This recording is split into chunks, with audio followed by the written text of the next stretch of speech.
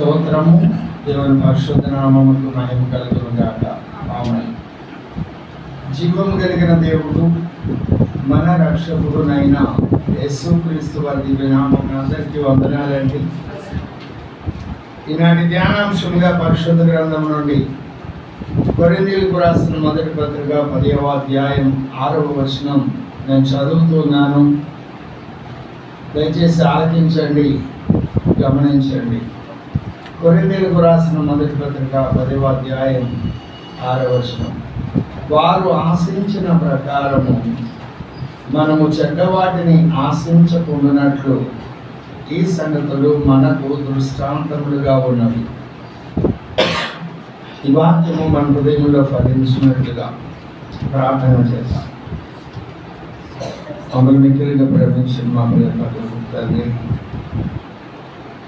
మీ ప్రశస్తమైన ప్రభావవంతమైన వాక్యములు నేను చదువుకున్నాను. ధ్యానం చేయడానికి కోరుకుంటూ మీ పక్షంగా నిలబడిన నన్ను నేను మీకు అప్పగించుకుంటున్నాను. నా శరీర ప్రాణాత్మను మీ వశం చేసుకున్నాను. మీ అగ్నితో పుట్టముగయ్యా, మీ రక్తంతో పరిశుద్ధపరిచి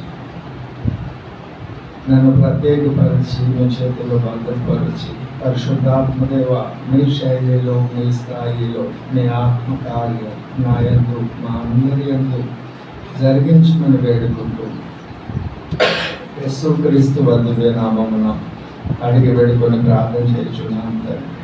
ఆమేన్.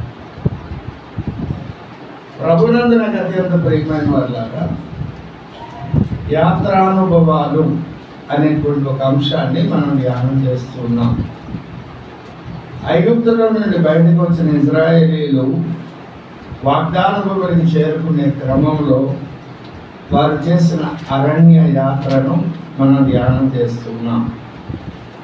మనకెందుకు అంటే 11వ వచనంలో చెప్పాడు, ఈ సంగతులు దృష్టాంతములుగా వారికి సంభవించి యుగాంతమందున్న మనకి బుద్ధి కలుగుతాయి.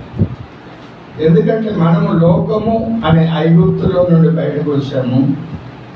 పరమకానాను అనే వాగ్దాన భూమికి చేరుకోవడానికి భక్తి సాధన చేస్తూ ఈ లోకంలో విశ్వాస యాత్ర చేస్తూ ఉన్నాం. కాబట్టి ఆ రోజు వారికి ఏమి సంభవించినవో అవన్నీ మనకు కూడా సంభవిస్తాయి. కాబట్టి ఈ విషయాలను మనము ధ్యానం చేస్తూ వస్తున్నాం గత కొన్ని మాసాలుగా, సంవత్సరం కంటే ఎక్కువ సమయం. ఆ క్రమంలో మనం ధ్యానాంశం ఎన్నిక చేసుకున్న అంశము 10వ అధ్యాయం 6వ వచనం. వారు ఆశించిన ప్రకారము మనము చెడ్డవాటిని ఆశించకుండానట్లు ఈ సంగతులు మనకు దృష్టాంతములుగా. వారు ఎవరు? ఇజ్రాయేలీయులు. వారు ఆశించినట్లు కదా. గత వారము ఈ అంశాన్ని గురించి కొన్ని విషయాలు నేను పరిచయం చేస్తాను. వారు ఎక్కడి నుండి బయటకు వచ్చారు? ఐగుప్తు. ఐగుప్తు అంటే లోకము. లోకము అంటే శరీరాశ, నేత్రాశ, జీవ కుటుంబం. ఆశలను విడిచిపెట్టి బయటకు వచ్చిన వారు ఆశించారట. ఆశలను విడిచిపెట్టి బయటకు వచ్చిన వారు ఆశించారట. వీరు నీతిమంతులు, వీరు దేవుని కొరకు యథార్థంగా బ్రతకాలి అని ఐగుప్తు అధికారం నుండి బయటకు వచ్చిన వాళ్ళు, ఎర్ర సముద్రం దాటి వచ్చిన వారు, మన్నాని తింటున్నవారు, బండ నుండి నీళ్లు త్రాగుతున్నవారు, మేఘం చేత నడిపించబడుతున్న వారు, ముందు మోషేని అనుసరిస్తున్నారు, వారికి ముందు దేవదూతున్నారు. ఈనాడు క్రైస్తవ సమాజం బాప్తిస్మం తీసుకున్నది, వాక్యం మన ఆహారాన్ని స్వీకరిస్తుంది. బాప్తిస్మం తీసుకున్నప్పుడు పాపములన్నీ క్షమించబడ్డాయి. మనం ఒప్పుకున్న కారణాన కడగబడ్డాం. ప్రతిదినము మన్నా అనే ఆహారాన్ని స్వీకరిస్తున్నాం. పరిశుద్ధాత్మ అభిషేకాన్ని, ఆత్మ నింపుదలను పొందుకుంటున్నాము. మన ముందు అక్షరార్థంగా వెంబడించడానికి దేవుని సేవకుడు ఉన్నాడు. దేవుని సేవకుడు దేవుని యొక్క కుడి చేతిలో ఉన్నాడు. ఈ నీతిమంతులైన వారే ఆశించకూడని వాటిని ఆశించి వారు సంహరించబడ్డారు, నశించిపోయారు, రాలిపోయారు కదా. తన స్థానం కంటే ఉన్నతమైన స్థానాన్ని ఆశించినటువంటి లూసిఫర్ పతనం చేయబడ్డాడు, పాతాళానికి త్రోయబడ్డాడు. వద్దు అన్న దాన్ని ఆశించిన ఆకాను సేనాధిపతి క్రమంలో ఉన్నవాడు, కుటుంబంతో సహా కొట్టబడ్డాడు. ఇంకా ఏమండి గెహజీ గురించి చెప్పాము, కయ్యూను, కోరహు, బిలాము, ఇలాగూ అనేక మంది విషయాలను చెప్పుకుంటూ వచ్చాము లోతుగా. వాళ్ళందరూ మంచివాళ్ళు. లోతుని గురించి బైబిల్ చెబుతుంది నీతిమంతుడే, కానీ స్వేచ్ఛను ఆశించాడు, పతనమైపోయాడు. ఇలాగున అనేక విషయాలు చెప్పుకున్నాం. అలా చాలా ఉదాహరణలు ఇంకా చాలా చెప్పవచ్చు. నేను ఒక లైన్ చెప్పాను, దాని మీద మీరు ధ్యానం చేయండి. అయితే ఈరోజు నేను మీకు పరిచయం చేయాలి అని అనుకుంటున్న అంశము, వారు ఆశించడం వెనకున్న మూలం ఏమిటి, ఎందుకట్లాగా ఆశించారు? తమను సృష్టించిన దేవుని యొక్క ఉద్దేశాన్ని గ్రహించకపోవడమా, ప్రణాళిక తెలియకపోవడమా, ఏ కారణం చేత వాళ్ళు అలా కదా? ఈ విశ్వాన్ని, ఈ సృష్టిని దేవుడు ఎందుకు సృష్టించాడు? ఈ సృష్టిని సృష్టించడం వెనుక దేవుని యొక్క ఉద్దేశం ఏంటో చెప్పండి. యోహాను రాసిన మొదటి పత్రిక 4వ అధ్యాయం 8వ వచనము మరియు 16వ వచనం చెప్తుంది, దేవుడు ప్రేమాస్వరూపి అని. ఆ ప్రేమ అగ్నివలే ఆయన హృదయంలో మండుతుంటే ఆ ప్రేమను పంచడం కొరకు సృష్టి కావాల్సి వచ్చింది. సృష్టిము ఆయన సృష్టించి, ఆ సృష్టిని సృష్టించి అంచెలంచెలుగా ఆయన ప్రణాళిక ప్రకారం సృష్టించి, ఆయన సృష్టించిన మనం, ఆయన చేత సృష్టించబడిన మనం, ఆయన అనుగ్రహించింది మనం స్వీకరించడం ద్వారా, ఆయన ఎదురు నుండి మనం పొందుకోవడం ద్వారా, ఆయన ఇచ్చిన దాన్ని మనం అనుభవించి ఆనందించి సంతోషిస్తుంటే మన సంతోషాన్ని చూసి ఆ ప్రేమ ఆనందిస్తుంది. ఏమి చెప్పరు కదా? ఆలోచన చేయండి.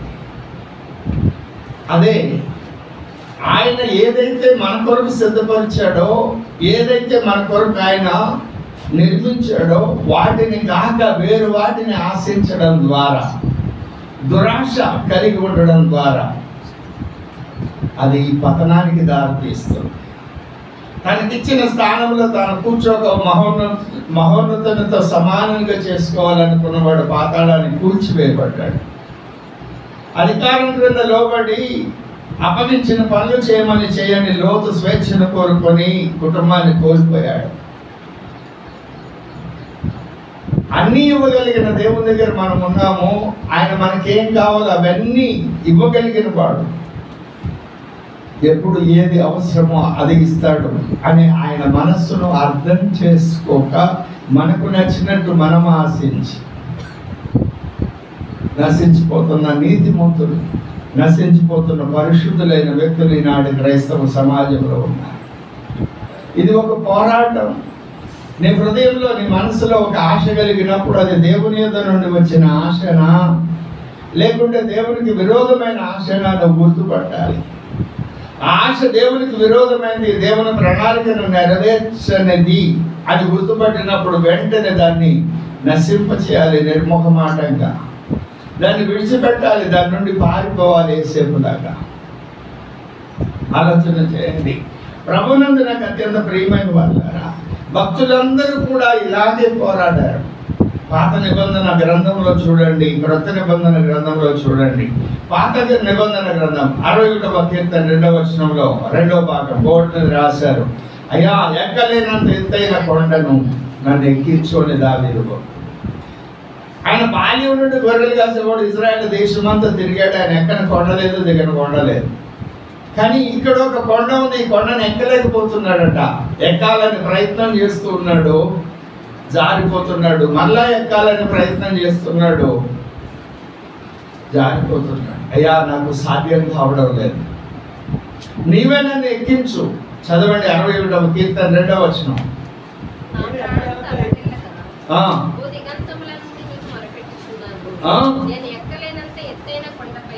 ఎక్కలేనంత ఎత్తైన కొండపైకి నన్ను ఎక్కించు, నన్ను ఎక్కించు. బలాఢ్యుడు, సింహము గుండె కలిగిన వాడు. ఆయన ఎక్కడ కొండలేదు ఇజ్రాయెల్ దేశంలో. ఈ కొండ ఎక్కలేకపోతున్నాడు. ఏమిటి కొండ? పరిశుద్ధ కొండ. ఈ కొండ మీద ఏమున్నది? దేవుని యొక్క ప్రత్యక్షత ఉన్నది. ఆయనతో ముఖాముఖి మాట్లాడే అనుభవం ఉన్నది. దేవుని యొద్ద నుండి పొందుకునేటువంటి వేదిక అది. మోషే ఎక్కాడు ఆ కొండ. ఈయన ఎక్కాలని ప్రయత్నం చేస్తున్నాడు, ఎక్కలేకపోతున్నాడు. నన్ను ఎక్కించయ్యా, నాకు సాధ్యం కావడం లేదు. ఇదే అనుభవము పౌలు భక్తుల జీవితంలో మనం చూస్తాం. రోమీయులకు రాసిన పత్రిక 7వ అధ్యాయం 15వ వచనంలో,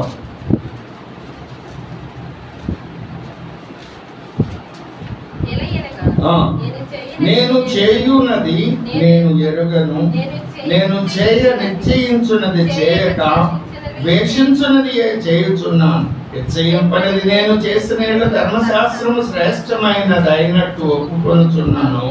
కావున ఇతను దాన్ని చేయున్నది నా యందు నివసించు పాపమే గాని నేను కాను.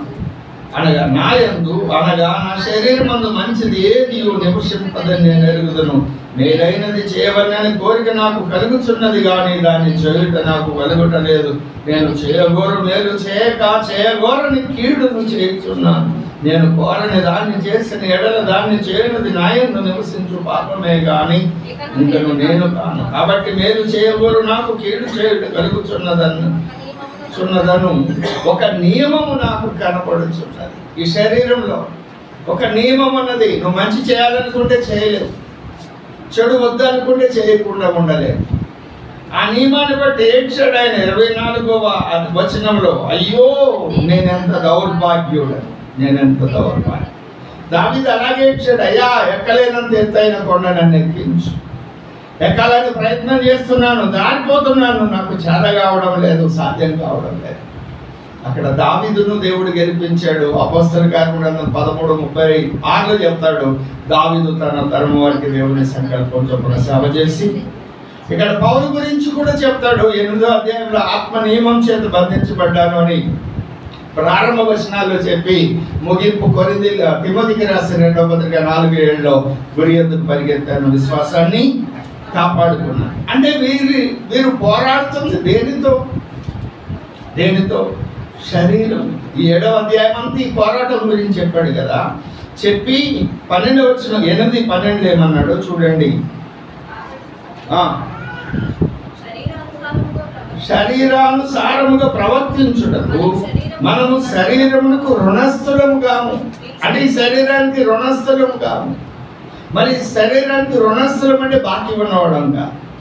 అంటే ఒకప్పుడు బాకీ ఉన్నాము ఈ శరీరాన్ని పోషించడానికి, భద్రపరచడానికి, ఈ శరీరాన్ని సుఖపెట్టడానికి, ఈ శరీరాన్ని ఘనతనివ్వడానికి ఒకప్పుడు బాకీ ఉన్నాం.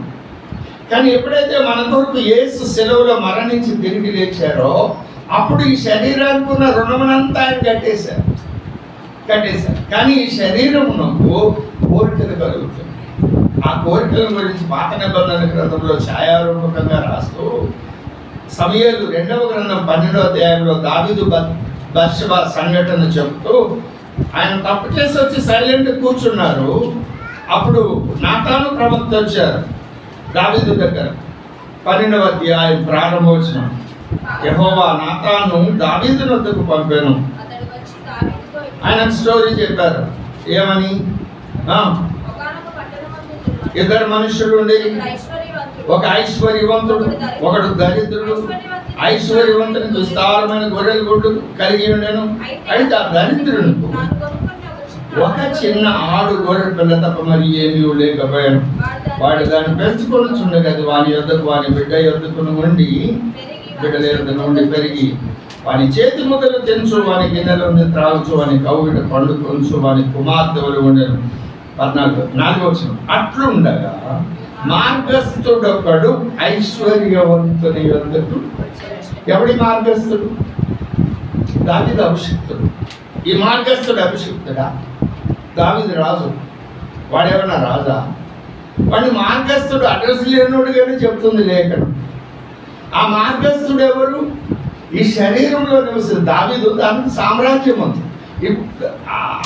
అది దేవుడు ఏర్పాటు చేసిన రాజ్యం. ఇప్పుడు దేవుడు మన యందు నివసిస్తున్నాడు. మన యందు నివసించడానికి ఈ శరీరాన్ని ఆయన కోరుకున్నాడు. కాబట్టి ఈ శరీరాన్ని ఆయన శిలవేగ్నం ద్వారా విమోచించి, దీని యొక్క పాప నియమము నుండి ఆయన విమోచించి ఇప్పుడు ఈ శరీరంలో ఆయన నివసించడానికి ఇష్టపడుతున్నప్పుడు ఈ శరీరం దగ్గరికి మార్గస్థుడు ఒకడు వస్తున్నాడు మాటికి. ఏమిటా మార్గస్థుడు అంటే కోరిక. కోరిక, అది చేస్తే బాగుండు, ఇది చేస్తే బాగుండు, ఇది కట్టుకుంటే బాగుండు, ఇది తింటే బాగుండు, ఇది అలంకరించుకుంటే బాగుండు, ఈ శరీరాన్ని సుఖపెట్టడానికి ఇలా చేస్తే బాగుండు. అప్పుడు నువ్వు చేయవలసిన పని ఏమిటి? ఆ శరీరం అలాంటి కోరికలు కోరినప్పుడు ఆ శరీరానికి ఏది ఎంత అవసరమో అది అంత నువ్వు ఇవ్వడానికి నీకు రైట్స్ ఉన్నాయి. కానీ అది కోరుకున్నదల్లా నువ్వు ఇవ్వడానికి ఇష్టపడితే ఆశించిన వారు ఏమైపోయారు? అదే జరుగుతుంది. శరీరానికి చెప్పాలి ఏమని? నీకేది కావాలో అది నేను ఇస్తాను, నువ్వు అడిగింది నేను ఇవ్వను.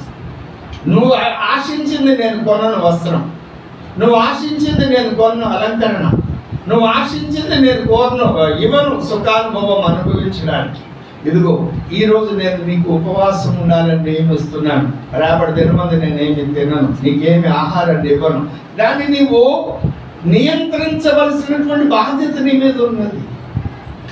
ఆ కోరికకు నీవు అవకాశం ఇస్తే ఆ కోరిక నేను పతనానికి తీసుకువెడుతుంది. దావీదుని తీసుకువెళ్ళినాడు. వాడు చుట్టం కాదు, బంధువు కాదు, తోటి రాదు కాదు, ఎవడో మార్గస్థుడు. ఒక ఆశని శరీరం కలిగినప్పుడు దానివల్ల శరీరానికి కీడే కానీ ప్రయోజనమేమి ఉండదు. ఆ శరీరానికి కీడే కానీ ప్రయోజనమేమి ఉండదు. ఆ మాట మీరు మనసును పెట్టండి. మళ్ళీ వెనకకి రండి. రోమేలుకు రాసిన పత్రిక 8:12 ఇందాక చదివాం, 13 ఇప్పుడు చదవండి. దాన్ని ఎలాగో జయించాలో చెప్తూ ఉన్నాడు. మీరు శరీరానుసారముగా ప్రవర్తించిన ఎడల చావవలసిన వారయుందురుగా ఆత్మచేత శరీర క్రియలను చంపిన ఎడల జీవించెదరు కదా. అంటే అర్థం ఏమిటి? ఆత్మచేత శరీర క్రియలను చంపడం అంటే అర్థం ఏమిటి? నీ శరీరం కన్నా నీలో ఉన్న ఆత్మ బలంగా ఉండాలి. అంటే ఆత్మ చెప్పినట్లుగా శరీరం వినాలి. కానీ శరీరం చెప్పినట్టు ఇంకే ప్రార్థన చేస్తా, మర్చిపోయాం కదా, పగలల్లా పని చేసి వచ్చాం, ప్రయాణం చేసి వచ్చాం, కాదు కాదు. ఆత్మ చెప్పినట్లు శరీరం వినాలి. వారం రోజులు చేస్తున్నాం కదా, వాళ్ళు ఆదివారం కదా, ఆరాధనకి వెళ్ళి వచ్చాం కదా, ఫుల్గా తినేసి కొంచెం ఎంజాయ్ కాదు. దేవుడికి అప్పగించిన పని చేయాలి. అది చేయనప్పుడు దావీదు వంటి బలహీనుడు పడిపోయాడు, దావీదు వంటి అభిషక్తుడు పడిపోయాడు. అలాంటి వాళ్ళే పడిపోతే సామాన్యులైన వ్యక్తుల సంగతి ఏమిటో చెప్పండి కదా. సౌలు యోనాతాను పడిపోయినప్పుడు ఎంతో గొప్పగా ఏడ్చాడు దావీదు. సమూయేలు 2వ గ్రంథం 1వ అధ్యాయం 19 నుండి మనం చూస్తే ఆయన ఎంతగా నేర్చాడు. ఏమని? సింహపు గుండె కలిగిన లాంటి వాళ్ళు, ఇజ్రాయేలు నీకు భూషణముకు వారు నీ ఉన్నత స్థలముల మీద హతులైరి.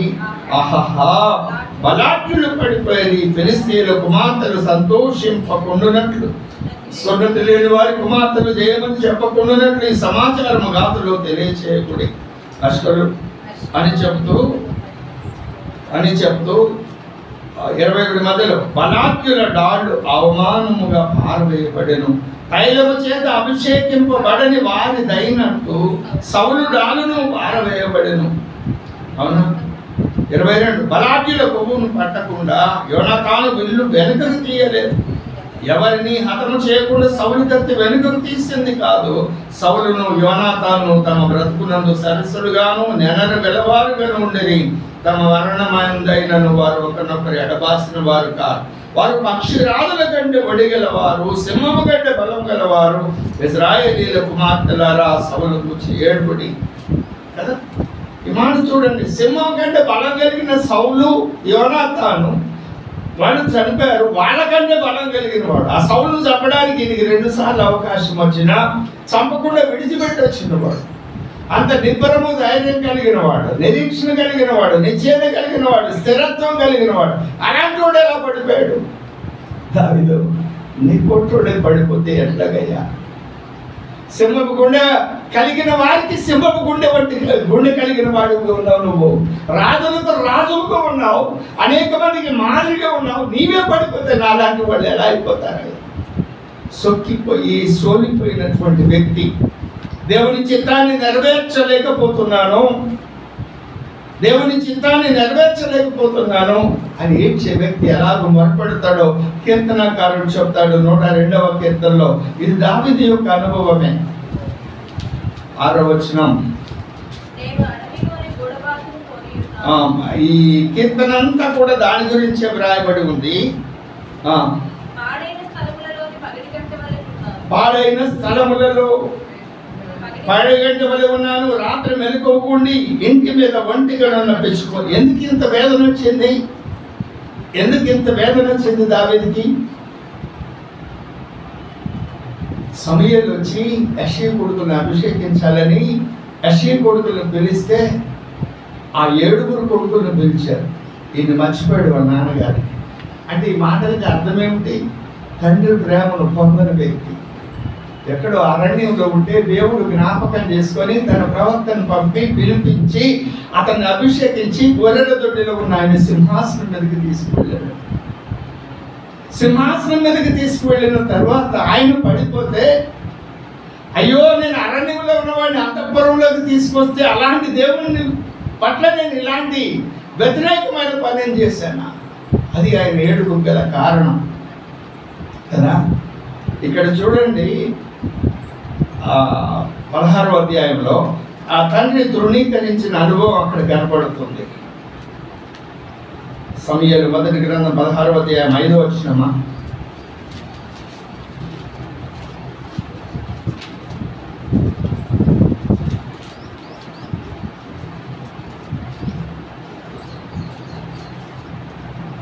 పదవచనం. యెష్షయి 7 కుమారులను సమూయేలు పిలువగా సమూయేలు, యెహోవా వీరిని కోరుకోలేదని చెప్పి నీ కుమారులందరూ ఇక్కడ ఉన్నారా అని యెష్షయిని అడగగా అతడు ఇంకనూ కడసారి వాడున్నాడు. అయితే వాడును గొర్రె. ఇప్పుడు పాస్టర్ గారు అడిగితే తప్ప నీకు తెలియలేదా? పాస్టర్ గారు అడిగితే తప్ప ఆయన కొడుకు ఎవడు గుర్తు రాలేదా? ఈరోజు క్రైస్తవ సమాజంలో కూడా చాలా మంది ఇలాగే ఉన్నారు. 2 పిల్లలు ఉంటే ఒకరిని ఎక్కువ ప్రేమిస్తారు, ఒకరిని తక్కువ ప్రేమిస్తారు. అది మగాడు రా అంటారు, ఇది ఆడపిల్ల అంటారు, అది ఆడపిల్ల అంటారు, లేకపోతే మగోడు అంటారు. న్యాయం చెప్పరు. వాళ్ళ బలహీనతను బట్టి వాడిని బలపరిచే విధంగా వాడిని ప్రోత్సహించరు. వాళ్ళు చేస్తున్న పనుల్లో న్యాయం ఏమిటో అన్యాయం ఏమిటో ఎత్తి చెప్పరు. వీరి సొంత ఇష్టాలను బట్టి ఆ వ్యక్తులను తృణీకరిస్తారు. తద్వారా ఏం కోల్పోతున్నారు? ఆ బిడ్డల్లో వ్యతిరేకమైన భావం, ఆ కుటుంబం నాశనం కావడానికి వాళ్ళ ప్రేమను వక్రీకరిస్తున్నారు. అలాగే భార్య భర్తల మధ్య ప్రభు చెప్తున్నారు, అసలు ఆడపిల్లలను దేవుడు ఎందుకు సృష్టించాడు? మగపిల్లలను ఎందుకు సృష్టించాడు కదా? ఒక స్త్రీ పురుషులను ఒక్కరిగానే సృష్టించవచ్చు కదా, అచ్చం పురుషులు అచ్చం స్త్రీలో. అనగా స్త్రీ పురుషులుగా ఎందుకు సృష్టించాడు? ఎందుకంటే దేవుడు తన ప్రణాళికను నెరవేర్చడానికి ఈ పరిశుద్ధ సమాజం కావాలి, దానికి వివాహ వ్యవస్థ కావాలి. వివాహాన్ని దేవుడు నియమించాడు, వారిలో కోరికలు ఉంచాడు. ఆ కోరికలు పరిశుద్ధమైన రీతిలో, దేవునికి ఆమోదయోగ్యమైన రీతిలో వారి కోరికలు తీర్చుకోవడానికి వివాహ వ్యవస్థను దేవుడు నియమించాడు. రెండవ కారణము, వారు జత చేయడం ద్వారా మరి ఒక నూతన తరాన్ని దేవుని కొరకు సిద్ధపరచాలి అని వివాహ వ్యవస్థను నియమించాడు. వారికి బిడ్డలు ఇస్తున్నాడు. వీళ్ళు బిడ్డల విషయంలో ఎలాగ ప్రవర్తిస్తారో అలాగే భార్యాభర్తల విషయంలో కూడా అలాగే ప్రవర్తిస్తారు. వాడుతాను నేను చెప్తే ఏనొద్దా? ఉందండి బైబిల్లో. ఆడు మగవాడండి, ఎక్కడ తిరిగి వచ్చినా అడగద్దు. నువ్వు దేవుని చిత్తానికి వ్యతిరేకంగా మాట్లాడుతున్నావు, దేవుని ప్రణాళికకు వ్యతిరేకంగా నువ్వు మాట్లాడుతున్నావు.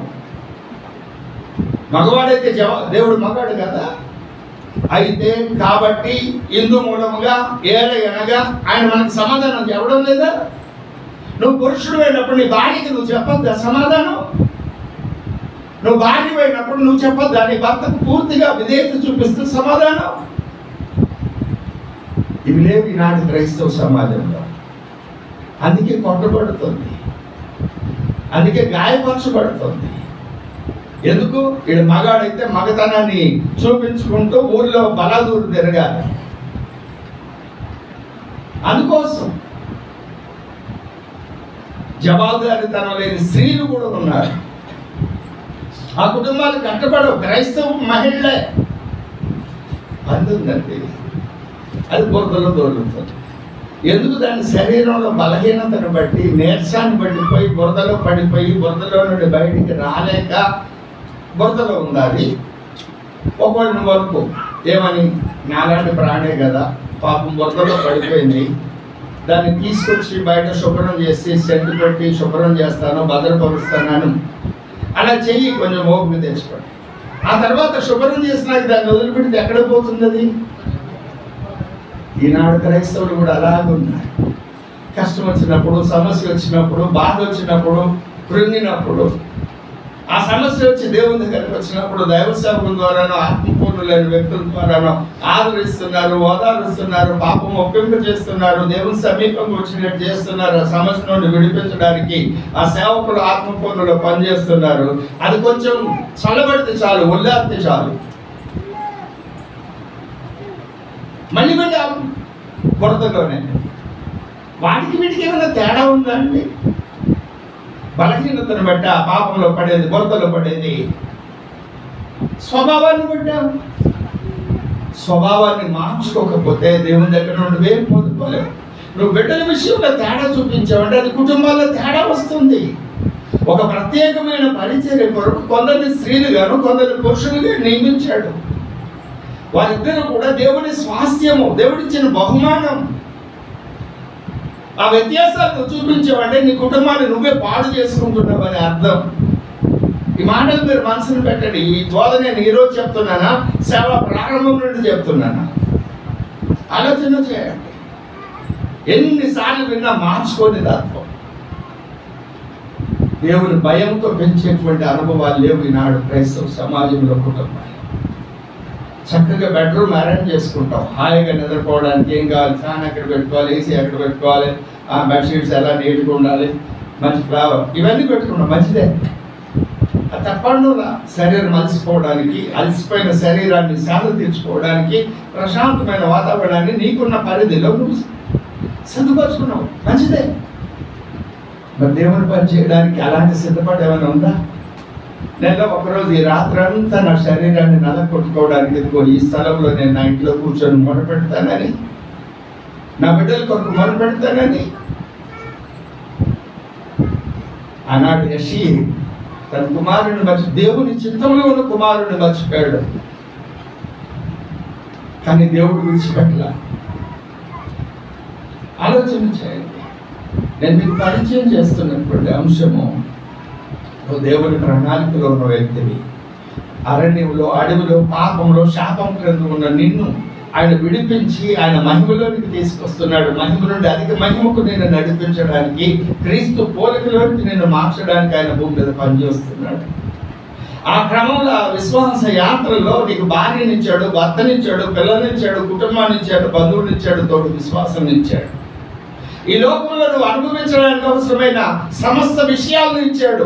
అపవాది గారికి యేసు ప్రభువును కొండ మీదకి తీసుకెళ్ళి లోక మహిమనంతటిని ఒక్క నిమిషంలో చూపించి వాటన్నింటినీ నీకు చూపిస్తున్నాడు. టీవీలో, సెల్ ఫోన్లో నీకు ఏది అవసరమో అది మాత్రమే నువ్వు తీసుకోకుండా అవసరం లేని వాటిని నువ్వు ఆశిస్తున్నావు అంటే అది నీ పతనానికి తొలిమెట్టు. అలాగే బిడ్డల విషయంలో, భార్యాభర్తల విషయంలో నువ్వు దేవుడికి భయపడి, దేవుడు ఏది కోరుకుంటున్నాడు నీ నుండి దేవుడు ఏం కోరుకుంటున్నాడు? పౌలుకి అర్థమైందని, దావీదుకి అర్థమైందని. అందుకే వాళ్ళు ఐశ్వర్యం కలిగి కూడా గుడారాలు నివసించారు. అబ్రహాం లాంటి వాడు.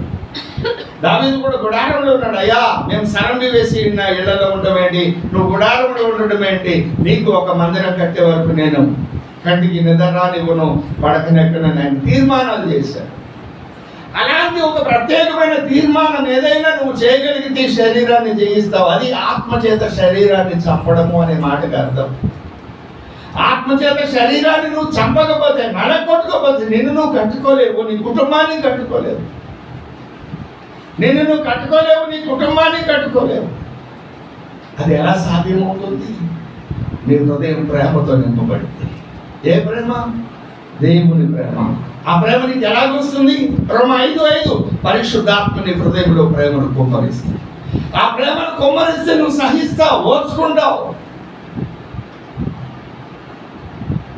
దేవునికి శాంతం చూపిస్తావు, దాని కొరకు పానార్పణముగా పోయబడతావు. లేకుంటే పక్షపాతం వస్తుంది, వ్యత్యాసం వస్తుంది, అవమానకరమైన పరిస్థితులు ఎదురవుతాయి. అయినా కూడా రోషం లేని వ్యక్తిగా బ్రతుకుతావు. నీ బిడ్డ దేవుని చిత్తాన్ని నెరవేర్చకుండా ఉన్నా కూడా నీకు చురుకు కూడా ఉండదు, ఆ వివేచన కూడా ఉండదు. కొరింథీయులకు రాసిన మొదటి పత్రిక 16వ అధ్యాయం 13వ వచనంలో అంటాడు, మెలకువగా ఉండుడి, విశ్వాసమందు నిలకడగా ఉండుడి అని పౌరుషము గలవారై ఉండుడి అంటాడు. ఏమై ఉండుడి? ఎవరి మీద? భార్య మీదనా? భర్త మీదనా? తల్లిదండ్రుల మీదనా? బిడ్డల మీదనా? డబ్బు సంపాదించే దాని మీదనా? నీ పిల్లలు చదువులు చదివి మంచి ఉద్యోగాలు, వాళ్ళకంటే పెద్ద ఉద్యోగం తెచ్చుకోవాలి, ఎక్కువ సంపాదన తెచ్చేవాడనే దాని మీదనా? అందంగా ఉండాలనే దాని మీదనా? అంతస్తు కలిగి ఉండాలనే దేని మీద పౌరుషం కలిగి ఉండాలి? ఏ విషయంలో చెప్తున్నాడు పౌరుషం? ఈ 2 పత్రికలు ఎందుకు రాశారు? సంఘంలో ఉన్నటువంటి లోటుపాట్లన్నీ ఎత్తు చూపిస్తూ వాటిని దిద్దుబాటు చేస్తూ రాశాడు.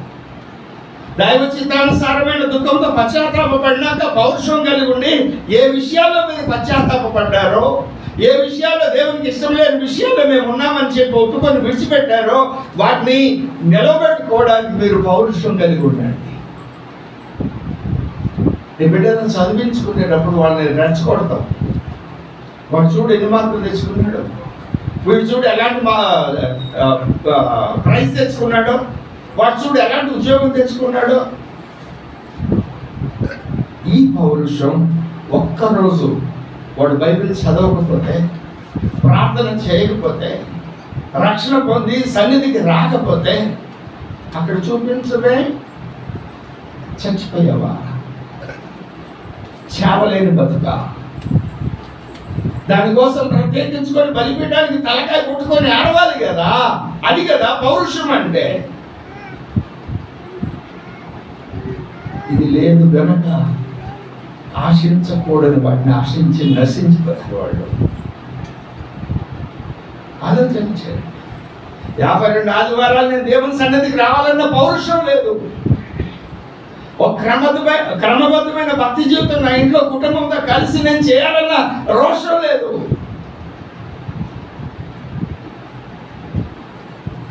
పౌరుషం కలిగి ఉండండి.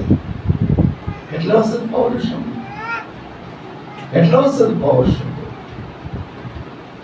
ఆయన రుచి చూచుంటే తెలుస్తుంది, ఆయన ప్రేమను రుచి చూచుంటే తెలుస్తుంది. నువ్వు ఏ స్థితిలో నుండి రక్షించబడి ఏ స్థితికి నడిపించబడ్డావో, ఎన్నిసార్లు నేను ప్రాణాపాయ పరిస్థితుల నుండి ఆయన విడిపించాడో, నీ చిక్కుల్లో ముర్రుల్లో నీవు బంధకాల్లో నుండి ఆయన విడిపించి నీకు మేలు చేశాడో అవి నువ్వు గుర్తుపట్టగలిగితే, అవన్నీ వాళ్ళు చూశారు, అనుభవించారు, మర్చిపోయారు. కాబట్టి వాళ్ళు నశించిపోయారు. ఈరోజు మరచిపోకుండా ఉండడానికి పరిశుద్ధాత్మ దేవుడు నీ యొద్దకు వచ్చాడు, నీలోకి వచ్చాడు. ఆయన ప్రతి విషయాన్ని జ్ఞాపకం చేస్తున్నాడు. 14:26 యోహాను సువార్త. ఆయన జ్ఞాపకం చేస్తున్నాడు, యేసుని గురించి బోధిస్తున్నాడు. ఆ రోజు వాళ్ళకి బోధకులు లేరు, బైబిల్ లేదు. ఈరోజు నీ కొరకు బోధకుడు పెట్టాడు, బైబిల్ నుంచాడు, గ్రంథాన్ని ఇచ్చాడు, హెచ్చరికలు. ఆయన లక్ష్య పెట్టిన వ్యక్తిగా, తిరుగుబాటు చేసే వ్యక్తిగా. మూలాలు చెడిపోయినాయి, పునాదులు చెడిపోయినాయి. నీతిమంతులు ఏం చేయగలరు? ఆలోచన చేయండి. ఆ వేదన ఉంటే, ఆ దుఃఖం ఉంటే ఏడుస్తావు. ఒంటరి పిచ్చుకలాగా, ఇంటి మీద ఉన్న ఒంటరి పిచ్చుకలాగా అలా కన్నీరు విడిచి ప్రార్థన చేయడం అనే అనుభవాన్ని పోగొట్టుకొని ఎంతో కాలమైంది. మళ్ళీ ఆ పశ్చాత్తాపంలోనికి తిరిగి రావడం లేదు. ఆలోచన చేయండి. మన ముందు ఉన్న భక్తులు ఎలా నడిచారు? వాళ్ళ అడుగుజాడలో మనం నడుస్తున్నాం కదా. వాళ్ళ అడుగుజాడలో నడిచేటప్పుడు మన ముందున్న భక్తుల యొక్క వారి యొక్క విలువలను మనం కలిగి ఉండాలిగా. వాళ్ళ మాదిరిగా తీసుకో, వాళ్ళ మాదిరిగా తీసుకో, వాళ్ళ గురించి ఆలోచించాం. అబ్రహాము లోతు చెరపట్టబడ్డాడు, లోతు అని తెలిసినప్పుడు 14వ అధ్యాయంలో తన ఎంట పుట్టిన 318 మందిని తీసుకొని వెళ్ళాడా యుద్ధానికి, జయించి వచ్చాడా ముగ్గురు రాజుల్ని. ఇప్పుడు యుద్ధంలో ఎవరైనా రాజు శత్రువుని ఓడించితే ఆ శత్రువుకు సంబంధించిన ఆస్తి, ఆడవాళ్ళు, సమస్తము కూడా గెలిచిన రాజుకు చెందుతుంది. అది న్యాయం, అది న్యాయం. ఓడింపబడిన రాజు యొక్క ఆస్తిని దోచుకోవడం గెలిచిన వారికి న్యాయం, రాజనీతి. అది గెలిచి వచ్చి ఆస్తినంతా తీసుకొచ్చి ఏమంటున్నాడో చూడండి. 14వ అధ్యాయము ఆది కాండము 21లో మనుషులను నాకు ఇచ్చి ఆస్తిని నీవే తీసుకొనమని అబ్రహాముతో చెప్పగా, అబ్రహాం నేనే అబ్రహామును ధనవంతునిగా చేసి తినని నీవు చెప్పకుండానట్లు ఒక నూలు పోగైనను చెప్పుల వారనైనను నీ వాటిలో ఏదైనా నువ్వు తీసుకొనని ఆకాశమునకును భూమికి సృష్టికర్తయును సర్వోన్నతుడునైన దేవుడైన యెహోవా ఎదుట నేను చెయ్యెత్తి న్యాయంగా వచ్చిందాన్ని వద్దు అని వాడు తృణీకరిస్తే మనది కానిదాన్ని మనం ఆశించేవారు. మనం అసలు ఆ జాతికి చెందిన వాళ్ళమేనా? ఆలోచన చేయండి, ఆలోచన చేయండి. న్యాయంగా తను గెలిచాడు, ఓడిపోయినోడు ఆస్తి అంతా గెలిచినోడిది. వాళ్ళు తీసుకోమన్నారు, అభ్యంతరం చెప్పేవాడు కూడా ఎవరు లేరు. ఏమంటున్నాడు? నాకొద్దు, నేను ఒక ఆత్మను రక్షించడానికి పోరాటం చేశాను, ఒక కుటుంబం కట్టబెట్టడానికి పోరాటం చేశాను. ఇదే మాట పౌలు భక్తుడు అన్నాడు కొరింథీయులకు రాసిన 2వ పత్రిక 12వ అధ్యాయంలో.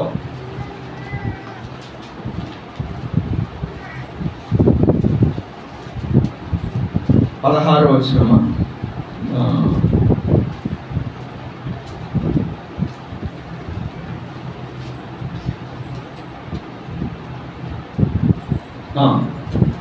పన్నెండు 14.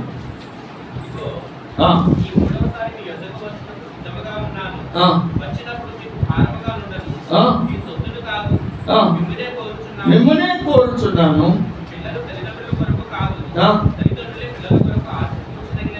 ఈయనే కదా దుక్కి దున్ని ఎద్దు మూతికి చిక్కం పెట్టవద్దు, దుక్కు తినే ఎద్దు తినడానికి యోగ్యమైనదనే ద్వితీయోపదేశకాండంలో ఉన్న మాటలు ఎత్తి చెప్పింది ఈయనేగా. సేవ చేసినప్పుడు 9వ అధ్యాయము కొరింథీయులకు, ఈ పేజీ ఇలా కొట్టుకోండి, 9వ అధ్యాయము 13వ వచనంలో ఆలయ కృత్యములు జరిగించు వారు ఆలయము వలన జీవనం చేయుచున్నారనియు బలిపీఠములకు కనిపెట్టుకుని ఉండేవారు బలిపీఠంతో పాలివారై ఉన్నారని మీరు ఎరుగరాని అలాగున సువార్త ప్రచురించు వారు సువార్త వలన జీవింపవలెనని అని తెలుసా తెలీదా? సువార్త వలన జీవించాలని, అక్కడ వచ్చేటువంటి వాళ్ళని అడిగి అవసరమైన దాన్ని తీసుకొని అనుభవించాలని తెలుసా తెలీదా సేవకుడికి? కానీ ఆయన ఏమంటున్నాడు?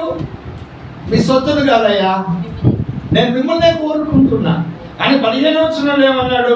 అంతేకాదు, నాకు కలిగినది యావత్తు మీ ఆత్మల కొరకు బహు సంతోషంగా వ్యయపరిచేదను, నన్ను నేను వ్యయపరచుకుందును. నేను మిమ్మల్ని ఎంత ఎక్కువగా ప్రేమించుచున్నానో అంత తక్కువగా మీరు నన్ను ప్రేమిస్తారా? అంటే నేను చెప్పింది మీరు చేయరా? నేను చెప్పింది దేవుని చిత్త ప్రకారమైందేగా. క్రమాన్ని పాటించమని చెప్తున్నా, క్రమశిక్షణ కలిగి ఉండమని చెప్తున్నా, జవాబుదారీతనాన్ని కలిగి ఉండమని చెప్తున్నా, ప్రార్థనా జీవితాన్ని కలిగి ఉండమని చెప్తున్నా. ఇవేమి లక్ష్య పెట్టవు.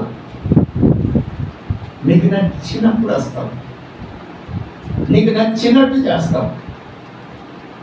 చివరికి వచ్చేటప్పటికి ఎక్కడో ఒక నష్టమో, ఓటమో, అవమానమో, తృణీకరమో, ప్రమాదమో వస్తుంది. నేను ఎంత నమ్మకంగా ఉంటాను మళ్ళీ ఆయన మీద బండ్లేస్తావు. నువ్వెంత దుర్మార్గుడు అండి, నువ్వెంత దుర్మార్గపు వైఖరి కలిగిన వ్యక్తివండి. క్రీస్తు గారు నేను అన్యుల మాట మాట్లాడితే దానికి ఒక అర్థం ఉంది. ప్రతి వారం నువ్వు బోధించబడుతున్నావు. ఇదిగో నువ్వు ఇలాగ ఉండాలి, నీ బ్రతికి ఇలాగ ఉండాలి, ఆలోచన ఇలాగ ఉండాలి, పద్ధతి ఇలాగ ఉండాలి, వైఖరి ఇలాగ ఉండాలి. అందుకు భిన్నంగా ప్రవర్తిస్తావు. దానికి నీకు నీ జీవితంలో వ్యతిరేకమైన విషయాలు సంభవించినప్పుడు దేవుడు నాకేం చేయలేదు. దుర్మార్గం కాదు ఇది, దుష్టత్వం కాదు ఇది. ఆలోచన అక్కడంగా వచ్చినాం. అది అలాగ ఉండనియండి. నేను మీకు భారంగా ఉండలేదు కానీ యుక్తి గలవాడినై మిమ్మల్ని తంత్రము చేత పట్టుకొంటినని నేను చెబుదరేమో. నేను మీ యొద్దకు పంపిన వారిలో ఎవరి వలన నేను మిమ్మల్ని మోసపుచ్చి ఆర్జించుకుంటున్నా? ఏమైనా అడిగానా? మిమ్మల్ని ఏమైనా అడిగి తీసుకున్నానా? నా ద్వారా వచ్చిన వాళ్ళు ఎవరైనా అడిగి తీసుకున్నారా? మాకు ఇది కావాలి, పాస్టర్ గారికి ఇది కావాలని గ్యారేజీ అడిగినట్టు. మరి మీరు ఎందుకు చెప్పబడుతున్న వాక్యాన్ని సీరియస్గా తీసుకోరు? ఎందుకు తిరుగుబాటు? ఎందుకండి తిరుగుబాటు? ఆనాడు పౌలు అలాగ చేశాడు, సమూయేలు కూడా అదే మాట మాట్లాడతాడు. ఈరోజు మీ సేవకుడు ఎప్పుడైనా మిమ్మల్ని ఏమైనా అడిగాడా నాకు ఇది కావాలి అని? మరి మీరెందుకు వాక్యానికి గౌరవాన్ని ఇయ్యారు? వాక్యానికి ఎందుకు లోపడరు? మందిరం కట్టినప్పుడు కానీ, మీటింగ్ పెట్టినప్పుడు కానీ, ఏ కార్యక్రమం తలపెట్టిన ఇది నేను తలపెట్టాను నాకు ఇవ్వండి అని ఎప్పుడైనా ఏనాడైనా అడిగాడా మీ సేవకుడు? మరి ఎందుకు మీరు వాక్యానికి విలువనివ్వరు? వాక్యానికి ఎందుకు లోబడరు? ఏం ఆశించి వాక్యాన్ని మీరు తృణీకరిస్తున్నారు? నువ్వు తృణీకరించబడిన స్థితిలో కదా దేవుడు నిన్ను కనికరించి ఆ మహిమతో నిన్ను నింపడానికి ఇక్కడికి తీసుకొచ్చింది. న్యాయంగా రావాల్సిందే వదులుకొని ప్రభువును వెంబడించిన అబ్రహాం మన ముందు నడుస్తున్నాడండి. ఆయన వెనుక మనం నడుస్తున్నాం. ఎలా నడవాలి? ఎలాంటి రోషంతో నడవాలి? ఎలాంటి రోషంతో నడవాలి? ఇంకో భక్తుని చూపించిన సంఖ్యాకాండం 14వ అధ్యాయంలో 15వ వచనం. అక్కడ సందర్భం విగ్రహం చేసి దేవుని కోపం తెప్పించినప్పుడు వాళ్ళని సంహరించిన తర్వాత దేవుడు నేను మీతో రాను అన్నాడు. అది సందర్భం. అప్పుడు మోషేతో అంటున్నాడు, చదవండి.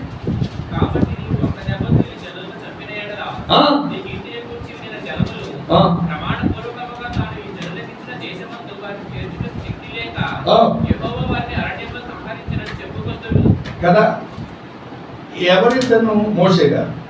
ఏ గోత్రానికి చెందినవాడు? లేవి గోత్రానికి. లేవి గోత్రానికి వీసమెత్తు నేల కూడా ఉండదు స్వాస్థ్యంగా. అటువంటిప్పుడు ఈ సందర్భంలో దేవుడు అంటున్నాడు, నువ్వు అడ్డం తప్పుకో. ఆయన తప్పాలనుకుంటే ఈయన అడ్డమాట అండి. కానీ ఆయన ఒక వ్యక్తిని, దేవుడు ఎన్నిక చేసుకున్న వ్యక్తిని, దేవుని ఆజ్ఞలకు విధేయతగా చూపించే వ్యక్తికి ఎంత గౌరవం ఇస్తున్నాడో ఆ సన్నివేశంలో మనకు అర్థమవుతుంది. నువ్వు దేవుని ఆజ్ఞలకు విధేయత చూపించి ఆయన ఆజ్ఞల ప్రకారం నువ్వు బ్రతుకుతుంటే మోషేలాగా ఆయన చేయాలనుకున్న పని నీ పర్మిషన్తో చేస్తాడు. అక్కడ మోషే నువ్వు అడ్డం తప్పుకో, వాళ్ళందరినీ లేపేస్తాను. లేపేసి ఏం చేస్తావంటే ఆ దేశం అంతా నీకు ఇస్తా. ఇతడు లేవి గోత్రుడు, వీసమెత్తు నేల కూడా ఇతనికి స్వాస్థ్యంగా లేదు. అటువంటిది దేశమంతా కూడా ఇస్తానని దేవుడే వాగ్దానం చేస్తుంటే ఈయన ఏమంటున్నాడు, అయ్యా నీ గౌరవానికి భంగం వచ్చేటప్పుడు నాకు దేశం ఇచ్చిన వద్దు, ఏమి ఇచ్చిన వద్దు. దేవుని నామానికి అవమానం కలిగేటప్పుడు, దేవుని గౌరవానికి భంగం కలిగేటప్పుడు ఈ లోకంలో నువ్వు నాకు ఏది ఇచ్చినా నాకు వద్దయ్యా, నీ నామానికి అవమానం కలుగుతుందయ్యా. వాళ్ళు నేను ఇలాగంటారు, తీసుకెళ్ళడం చేతగా కన్నీరులో చంపేశాడని, అది నాకు వద్దు. నేను అడ్డు తొలగను, నా పేరు కొట్టే, నువ్వు వాళ్ళ కొట్టేయాలంటే. అలాంటి భక్తుడు మన ముందు నడుస్తున్నాడండి. ఆ భక్తులు అడుగుజాడల్లో మనం నడుస్తున్నాం. ఎలాంటి రోషం కలిగి బతకాలండి? చెడ్డవాటిని ఆశిస్తున్నా ఆలోచించాను. పౌలు భక్తులను చూపించాను. ఆయన బహు ఐశ్వర్యవంతుడు, సమస్తాన్ని విడిచిపెట్టి నష్టంగా పెంటగా ఎంచుకొని దేవుణ్ణి వెంబడించాడు. నశించిపోతున్న ఆత్మను రక్షించడం కొరకు నేను సువార్త ప్రకటిస్తే అదే నాకు జీతం అన్నాడు. రక్షించబడిన వారి విషయంలో వాళ్ళని నేను సంపూర్ణం చేయాలని పోరాడాడు తన బ్రతుకు కాలం అంతా. ఎన్నిసార్లు వింటున్నావు ఈ మాటలు? 3-4 వారాల ముందు చెప్తూ ప్రతిరోజు 2 గంటలు ప్రార్థన చేసే వ్యక్తులు కావాలి. అలాంటి వారు ఎవరైనా ప్రతిష్ఠించుకుంటే ముందుకు రండి. చాలా అవసరం ఉంది. చాలా కుటుంబాల్లో సమస్యలు ఉన్నాయి. ఒక గూటి కింద కలిసి ఉంటున్నారు కానీ సమాధానం లేని కుటుంబాలు పదుల్లో ఉన్నాయి. ఆర్థిక ఇబ్బందులతో చచ్చిపోవాలి అనే ఆలోచన కలిగిన కుటుంబాలు 2 కంటే ఎక్కువ ఉన్నాయి. ఈ పరిచర్యలో సంగతి నేను చెప్తుంది. యవనస్తులైన బిడ్డల విషయంలో ఎంతో వేదంతో ఉన్న పరిస్థితులు ఉన్నాయి. ఒక్కళ్ళు కూడా రోషం పుట్టరు, ఒక్కళ్ళు కూడా పడతారు. ఇక్కడికి వచ్చి చేయమన్నానా మాస్టర్ గారు, అలాంటి టైంలో నేను వారంలో 1-2 గంటలు చేస్తాను. ఆ మాత్రం తెగింపు ప్రతిష్ట లేకపోతే, దేవుడి కొరకు నువ్వు చేయడానికి ఇష్టపడకపోతే దేవుడు నీకు ఎందుకు చేయాలండి? ఏదైనా ఆయన రాజ్యం కొరకు నువ్వేం చేశావు? ఇలాంటి అవకాశాలు దేవుడు సేవకుడు ద్వారా నీకు ఇస్తున్నాడు. అది సేవకుడి పైన, ఒక పురుని పైన కూలిపోతున్న కుటుంబం, సమాధానం లేని కుటుంబం సమాధానం కొరకు నీ సమయాన్ని ఖర్చు పెట్టి నీ ఇంటిలో నువ్వు కన్నీరు విడిస్తే అక్కడ కుటుంబం కట్టబడుతుందా? దేవుని పని విధానం. దాని కొరకు నీకు ఒక అవకాశం వస్తే, ఆలోచన చెప్తే, దాని కొరకు నువ్వు ముందుకు రాకపోతే నువ్వేం చేస్తావు? దేవుని కొరకు ఆలోచన చేయాలి. విస్తారమైన అంశము. నా మాటలు నేను ముగిస్తున్నాను. నేను మీకు పరిచయం చేస్తున్న అంశం ఏమిటి అంటే, వారు ఆశించినట్లు మనము ఆశించకుండా ఉండాలి అని ఈ సంగతులు దృష్టాంతం. వారెవరు? ఐగుప్తులో ఉన్నవారు. ఐగుప్తులో ఉన్నవారు ఎవరు? పాపంలో ఉన్నవారు. వారు ఐగుప్తులో నుండి బయటకు వచ్చారు. ఎలా వచ్చారు? పస్కా పశువు యొక్క రక్తమును ఆశ్రయించి వచ్చారు. వచ్చిన తర్వాత ఎలాగో ప్రయాణం చేశారు? ఎర్ర సముద్రం. అలాగే ఆ తర్వాత ఆకాశం నుండి మన్నా, బండ నుండి నీళ్లు, మేఘము, ముందుగా దూత, దైవ సేవకుడు, ప్రత్యక్ష గుడారం, ప్రతిరోజు మాట్లాడే అనుభవం, షకీనా. ఇదే అనుభవం క్రొత్త నిబంధన భక్తులమైన మన జీవితంలో ఉన్నది. మనం క్రీస్తు రక్తం ఆశ్రయించాం. నేను బాప్తిస్మం తీసుకున్నాం. వాక్య ఆహారాన్ని తింటున్నాం ప్రతిరోజు. బండ నుండి నీళ్లు, పరిశుద్ధాత్మ అభిషేకం, మేఘం నడిపింపు, పరిశుద్ధాత్మ నడిపింపు. ముందుగా ప్రభు ఉన్నాడు, ప్రభు ఏర్పాటు చేసిన సేవకుడు ఉన్నాడు. అందుకు అవసరమైన లేఖనాలు ఇవ్వబడ్డాయి. మనం విశ్వాసయాత్ర చేస్తున్నాం. ఆనాడు విశ్వాసయాత్ర చేస్తున్న వాళ్ళు ఐగుప్తు అంటే లోకము. లోకములో ఏముంది? శరీరాశ, నిద్రాశ, జీవోక్తము. ఆ ఆశలన్నీ వదిలేసి వచ్చిన వాళ్ళు ఇక్కడ వేరు ఆశలను ఆశించారు. నీతిమంతులైన వారు, మంచివాళ్ళైన వారు, పరిశుద్ధులైన వారు, పరిశుద్ధపరచబడిన వారు వేరు ఆశలను ఆశించడం ద్వారా వారు నశించిపోయారు. మీరు నశించిపోకూడదని నేను మీకు ఈ సంగతులు తెలియజేస్తున్నాను దృష్టాంతములుగా అని చెప్తున్నాడు. ఎందుకు ఎవరెవరు ఆశించారో, ఏ పరిస్థితుల్లో ఆశించారో గత వారం చెప్పాను. ఈరోజు అలాగ ఆశించడానికి గల కారణం మూలమేమిటో చెబుతూ ఉన్నాను. ఆ మూలం ఏమిటి అంటే ఈ శరీరాన్ని నియంత్రించుకోకపోవడం. ఎందుకని? ఆత్మ బలంగా లేదు కాబట్టి. ఆత్మ ఎందుకు పెరగలేదు? పరిశుద్ధాత్మ వారి హృదయాల్లో దేవుని ప్రేమను కుమ్మరించలేదు కాబట్టి. ఆ ప్రేమతో నింపబడితే, ఆ ఆత్మ దేవుని ప్రేమతో నింపబడినప్పుడు ఈ శరీరాన్ని, శరీర క్రియలను ఆత్మ చంపుతుంది. శరీర క్రియలను ఆత్మ చంపినప్పుడు నువ్వు ఆత్మ కార్యాలు చేయగలుగుతావు. నీ సమస్యలు, సవాళ్ళు, శోధనలు, పోరాటాలు, అవసరాలు, నీ శరీరంతో తీర్చుకునేటువంటి విషయాలు ఏవైతే ఉన్నాయో వాటన్నిటిని ఆత్మ సంబంధమైనవిగా తీసుకుంటావు. అది సమస్య అయినా, శోధన అయినా, పోరాటమైనా, వ్యక్తిగతంగా ఏ సవాలునైనా ఆత్మ సంబంధమైన రీతిగా తీసుకుంటాం. అది లేనప్పుడు శరీర సంబంధమైన వారిగా ఆలోచిస్తాం, ఆశిస్తాం. అది బిడ్డలను పెంచుకోవడమో, భార్యాభర్తలు కుటుంబాన్ని కట్టుకోవడమో, వారి మధ్య ఉన్నటువంటి బంధాలు, బాంధవ్యాలను దేవుని చిత్త ప్రకారం నిర్మించుకోవడమో, సమాజంలో విశ్వాసాల పట్ల కలిగి ఉండవలసినటువంటి వైఖరులు, ఇవన్నీ నువ్వు ఆత్మ బలంగా ఉంటే ఆత్మ సంబంధమైన వ్యక్తికి వాటిని చేస్తావు. అలా లేకపోతే శరీర సంబంధంగానే ఆలోచిస్తాం. అక్కడ నేను నేను నేను నువ్వు నువ్వు నేను నేను అనుకున్నాడు పాతాళానికి పోయాడు. నాకు ఈ బంగారం అనుకున్నాడు చావగొట్టబడ్డాడు. నాకు ఆస్తి కావాలనుకున్నాడు నశించిపోయాడు. నాకు అధికారం కావాలనుకున్నాడు కూలతోయబడ్డాడు. ఇవన్నీ దృష్టాంతాలుగా రాయబడ్డాయి. అయ్యా నేను కాదయ్యా నీవే అని చెప్పిన పౌలు, నేను కాదు నీవే అని చెప్పిన మోషే దేవుని చిత్తాన్ని నెరవేర్చగలిగారు. నాకు నూలు వారైన వద్దు అని చెప్పిన అబ్రహాము ఈనాటికి బహుగా ఆశీర్వదించబడ్డ వ్యక్తిగా మన కళ్ళ ముందు కనపడుతున్నాడు. ఆయన మన కళ్ళ ముందు కనపడుతున్నాడు. దావీదు తను సంపాదించిన సంపాద్యమంతా కష్ట దశలో దేవాలయానికి 1,00,000 టన్నుల బంగారం వెండి వాటిని ఇచ్చినట్లుగా మనం చూస్తాం. వాళ్ళు మన ముందు కనపడుతున్నారు. తిమోతి తన యవ్వన కాల బలాన్ని, యవ్వన కాల ప్రేమను దేవునికి సమర్పించి దైవ సేవకుడికి అక్షరార్థమైన ఒక తండ్రికి ఎలాగో పరిచర్య చేస్తాడు, పౌరుకి ఎలాగో పరిచర్య చేశాడు. నీ బిడ్డలు ప్రార్థన చేయకపోతే నీకు రోషం లేదు, వాక్యం చదవకపోతే రోషం లేదు, మందిర పరిచర్యలో పాల్గొనకపోతే అసలు పట్టించుకోవు.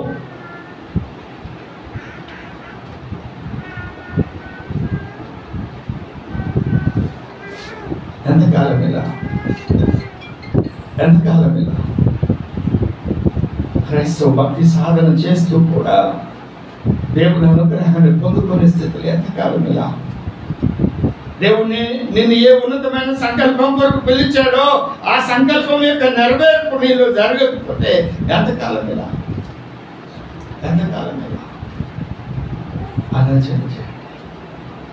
ఇప్పుడైనా పౌరుషం కలిగి ఒక తీర్మానం తీసుకొని, నేను పాపంలో ఉన్నప్పుడు, శాపంలో ఉన్నప్పుడు, నెమ్మది లేనప్పుడు, సమాధానం లేనప్పుడు నేను ఎందుకు చేసుకున్నాను? ఇది నన్ను చదువులో, ఉద్యోగంలో, వివాహంలో, వ్యాపారంలో, లేకుంటే ఉన్న ఏ స్థితిలో ఉన్నావు ఆ స్థితిలో ఆనాటి కంటే మెరుగైన స్థితిగా తీసుకొచ్చాడు. ఇక్కడ ఓటములు ఎదురవుతున్నాయి, అవమానాలు ఎదురవుతున్నాయి, నష్టాలు ఎదురవుతున్నాయి, కృంగుబాటు ఎదురవుతుంది, తృణీకారం ఎదురవుతుంది, ఓటమి ఎదురవుతుంది. ఎందుకు ఆ పరిస్థితులు వచ్చినాయి? ఆయన జయించేవాడు నిన్ను జయించడానికి పిలిచాడు. ఎందుకు ఓడిపోయే పరిస్థితుల్లో, కృంగిపోయిన పరిస్థితుల్లో ఉన్నావు? హాయి మీదకి వెళ్ళిన యెహోషువ సైన్యం ఎందుకు ఓడిపోయి వచ్చింది? 36 మంది చనిపోయి గోడు పట్ట కట్టుకొని దేవుని ఏదో విచారించారు. ఆ రోషం మీకుందా? నా జీవితంలో ఎందుకు ఓటమి? నా జీవితంలో ఎందుకు సమాధానం లేదు? ఎందుకు సంతోషం లేదు? ఎందుకు పరిశుద్ధాత్మ కలిగించే ఆదరణ లేదు? ప్రభువునందు భయం నాకు ఎందుకు లేదు? ఈ ఆలోచన మీకుందా? అది లేకుండా నువ్వు భక్తి చేస్తే, చెప్పాను కదా, ప్రేమ సృష్టిస్తుంది, ఆశ నశింపచేస్తుంది. ప్రేమ నిర్మిస్తుంది, ఆశ కూలుస్తుంది. ఎందుకు కావాలో నువ్వు కోరుకో. నువ్వు ఆ ప్రేమతో నింపబడితే నువ్వు ఎలాంటి కురిగిపోయిన పరిస్థితుల్లో ఉన్నా అక్కడి నుండి నువ్వు కట్టుకుంటూ వస్తావు. నిన్ను నువ్వు కట్టుకుంటూ, నీ కుటుంబాన్ని కట్టుకుంటూ వస్తావు.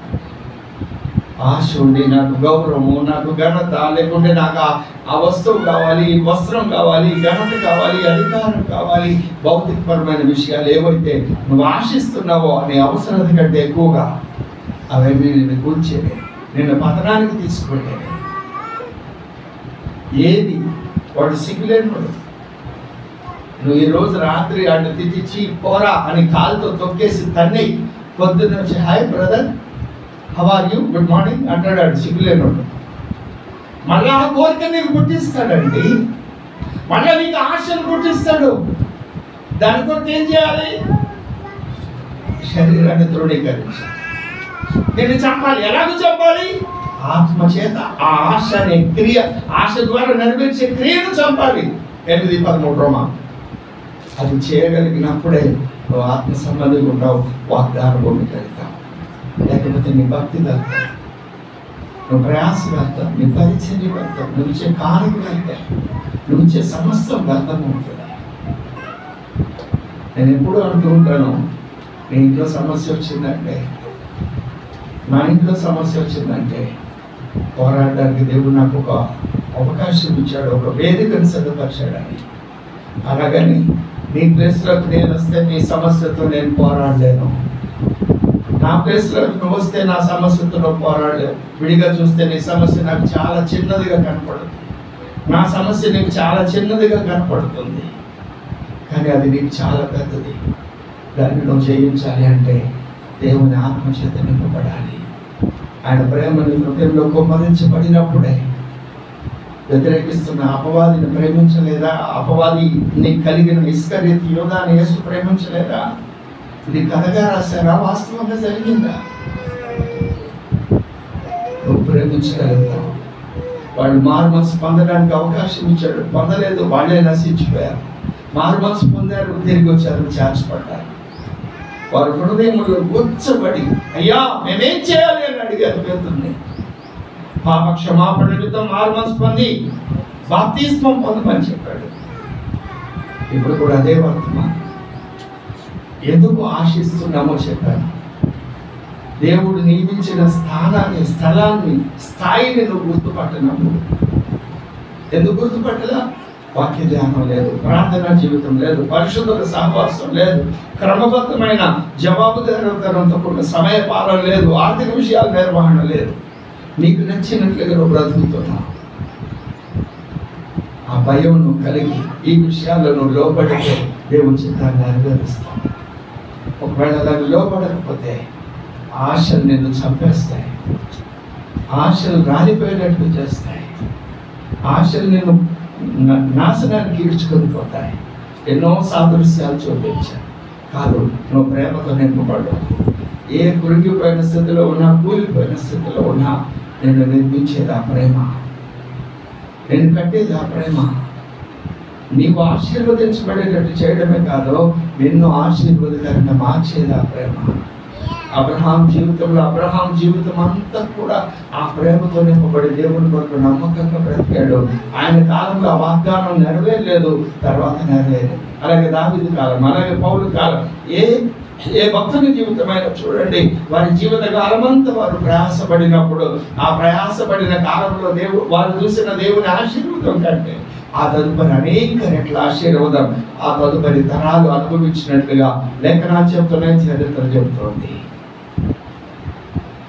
ఈ తరంలో నువ్వు బ్రతుకున్న నీ తరంలో ఆ ప్రేమతో నింపబడి సహనము, ఓర్పు, దీర్ఘశాంతము ఆ ప్రేమతో నింపబడి ఇవి నువ్వు కలిగి ఉన్నప్పుడు నీ తరంలో నీవు చూసే ఆశీర్వాదం కన్నా నీ తదుపరి తరాల్లో నీ ద్వారా జరిగే ఆశీర్వాదం, నీ ద్వారా ప్రవహించే అభిషేకం అనేక మందిని దేవుడిలో నిలవబెడుతుంది. దేవునికి స్తోత్రం చెప్తామా? అందుకు ప్రత్యక్ష సాక్షి నేను. మా తండ్రి గారు ఆయన జీవితకాలంలో నేను మారలేదు, కానీ ఆయన ప్రార్థన వ్యర్థం కాల, మా తల్లి గారి ప్రార్థన వ్యర్థం కాల. ఇదను కొంతమందికైనా నేను ఆశీర్వాదకరంగా దేవుడు నన్ను నిలవబెట్టుకున్నాడు. నిన్ను నిలవబడతాను. ఆ గాయము, అవమానం, నింద, తృణీకారం అవన్నీ దేవుడికి ఎందుకు ఇచ్చాడంటే అది నీకు ఒక యుద్ధ క్షేత్రం. దాన్ని నువ్వు ఎలా చేయించగలవు, ఎలా పోరాడగలవు? ఆయన ప్రేమతో నింపబడినప్పుడు. ఆ ప్రేమ ఎలాగ వస్తుంది? పరిశుద్ధాత్మ కుమ్మరిస్తుంది. పరిశుద్ధాత్మను పొందుకోవాలంటే ఏం చేయాలి?